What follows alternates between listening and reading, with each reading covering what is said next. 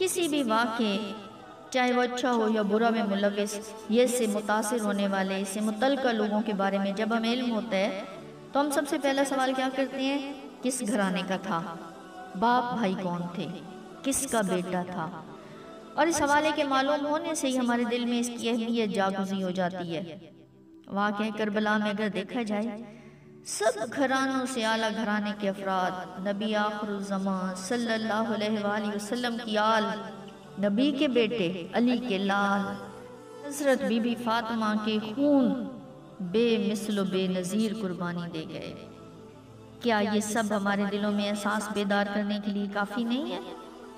کیا ابھی بھی یہ شہادت باقی تمام شہادتوں سے منفرد اور اعلیٰ نہ سمجھی جائے؟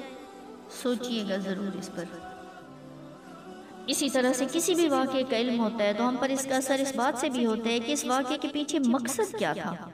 واقعہ کربلا میں یزید کا مقصد صرف دنیا کا اقتدار اور طاقت حاصل ہونے پر عیاشی کرنا تھا، اور امام عالی مقام حضرت امام حسین رضی اللہ تعالیٰ عنہ کا مقصد صرف اور صرف اپنے نانا حضرت محمد مصطفیٰ صلی اللہ علیہ وآلہ وسلم کے دین کو بچانا تھا، تاکہ قیامت تک آنے والے لوگ اپنے لیے بھلائی کی راہ پکڑ سکیں، اپنی دنیا اور آخرت کو سنوار سکیں۔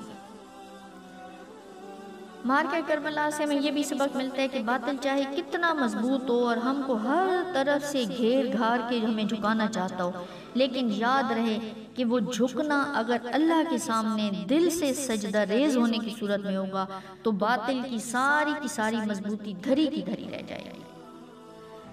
ہر وہ دل جس میں اللہ کا احساس آشنائی بیدار ہوتا جا رہا ہوتا ہے تو وہ اتنا ہی حق و باطل کی پہچان کرنے لگ جاتا ہے، اور جتنا وہ یہ پہچان پاتا جاتا ہے وہ اتنا ہی امام علی مقام حضرت امام حسین سے محبت میں جھکتا چلا جا رہا ہوتا ہے۔